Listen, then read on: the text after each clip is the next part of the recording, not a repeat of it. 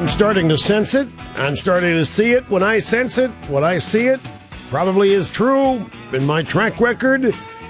I think I detect the media heading into damage control on the Herman Cain story.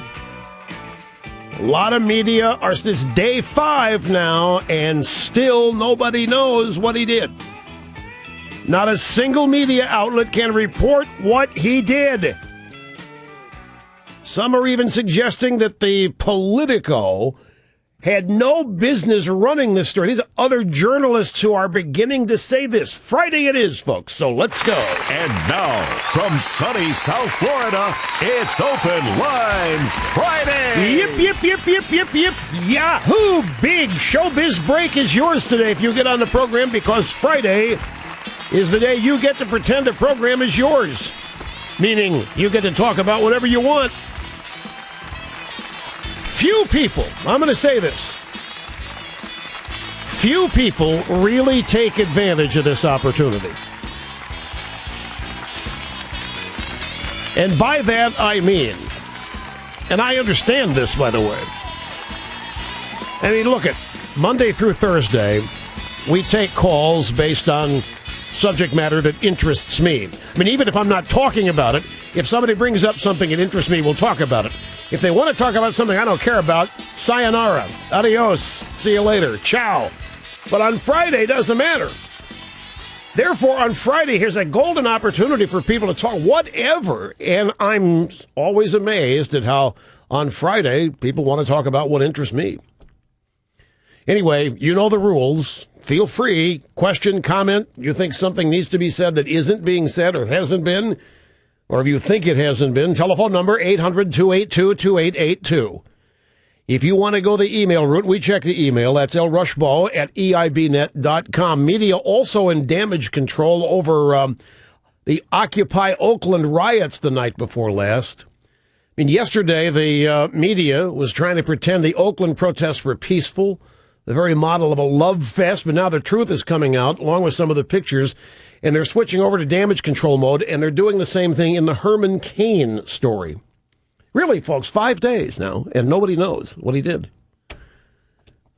Think of all the news stories there have been. Think of the Politico and how they got this ball rolling. And after 5 days, there has yet to be a report what he did. Nobody knows still. 5 days. As Wes Pruden, former editor-in-chief of the Washington Times, points out, if somebody, when he ran the Washington Times newsroom, if somebody like the Politico reporters would have brought this story to him, he would have thrown them down the steps. And if they survived that, he would have fired them. You telling me you want my newspaper to publish this rot gut?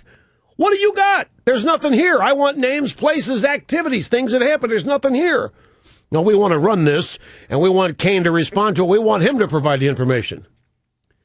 Well, a lot of even seasoned journalists, and I got sound bites. You can tell they're getting edgy now because they're getting all upset at me playing the race card in reverse on these guys. The reverse race card, it works every time it's tried when I play it, and it's got them all ticked off.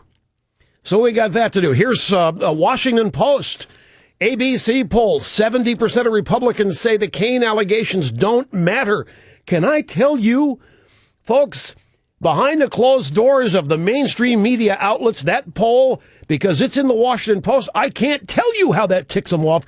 This was supposed to destroy Herman Cain, and I'll tell you something else. It was supposed to destroy every other Republican by shifting the focus to all of them in this manner, getting them to comment, to not comment, to pile on Cain or what have you. This was, I'll tell you what. There's a question out there that I really think that needs to be asked, because the way the media is doing their backtrack on this now, the way they're doing damage control, is the same thing as yesterday. We start focus on how poorly Herman Cain is handling this.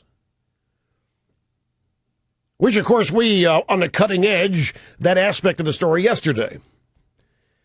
He's doing such a lousy job handling this. How about a poll on how good a job Obama's doing handling the economy? What do you think a poll like that would look like?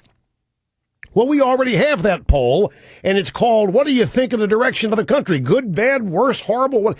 Only 16 to 30%, depending on the poll, think the country's headed in the right direction. So on what do you want to judge a candidate or a political person's qualifications? How he's handling a no name, no information, empty scandal with quotation marks around it, or how he's handling the U.S. economy? Like I said yesterday, I don't care, folks, and no matter what happens here, every Republican nominee or candidate for the nomination, every one of them is so superior to Barack Obama, it's laughable. And, of course, the drive-bys know that. And the Democrats know that. But when you got the Washington Post and ABC News in their joint poll saying that 70% of Republicans don't care about the Herman Cain allegations, what that can be translated to is the following. Politico, you failed. You attempted, along with others in the mainstream media, to take the guy out, and you failed. Your influence isn't what you thought it was. Alana Goodman at Commentary Magazine writes, basically the entire Washington media could have collectively called in sick all week and it wouldn't have made a difference, at least not for 70% of Republicans. The latest Washington Post poll, one of the first to be taken post-scandal, reports that 7 in 10 Republicans say reports that Herman Cain made unwanted advances toward 2 employees when he was head of the National Restaurant Association, allegations which have been stiffly rebutted, don't matter when it comes to picking a candidate. Could it be, in determining why this result is what it is, you could say, well, maybe people don't care as much about sexual harassment anymore. Maybe people recognize what it's always been, a tool for advancing liberalism. Or maybe people are just fed up with the media in its modern incarnate, particularly Republicans. We know that's true. We know that most Republicans, even if they're rhino Republicans, are fed up with the way the media is going about conducting business these days. Herman Cain's manager, Mark Block, was on Fox this morning. American Newsroom. He was on there with Martha McCallum, and he said this is the last day he's going to talk about this.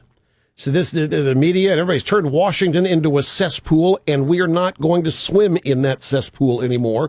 We are not going to play by the rules that the media has established. Block said, the fact of the matter is the Politico article, if it was held up to the same standards as the Code of Ethics for journalism, the people involved would be fired. This is Mark Block, who is a target of the media this week as being the architect of the guy who's mishandling this, who's advising Cain poorly, making Cain look like an idiot. This Block guy, he's the guy that puffed on a cigarette at TV ad. They hate the guy. And so he finally has awakened.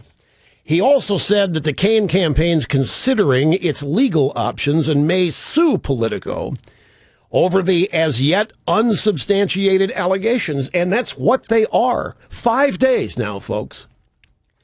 Do you realize in one day we knew what Clinton had done with Lewinsky? And we knew that Newsweek spiked the story and that the estimable Matt Drudge ran it.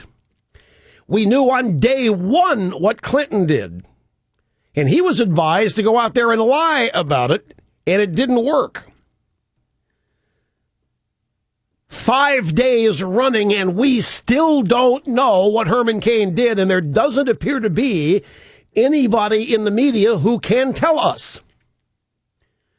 The media openly begging for the women to come forward and tell their stories. Wait a minute, don't you know?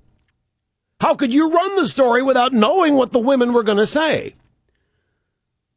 You need the women to come forward and tell the story? Why can't you just report it if you know it? Why is it incumbent upon the women who don't want to come forward, apparently? So that's where we are on that story. Ladies and gentlemen, I have another thing here. This is this story close to my heart, and we're going to go back to the Cain story, as you can well imagine, because I haven't even gotten the audio sound bites yet. And they're enlightening and entertaining as well.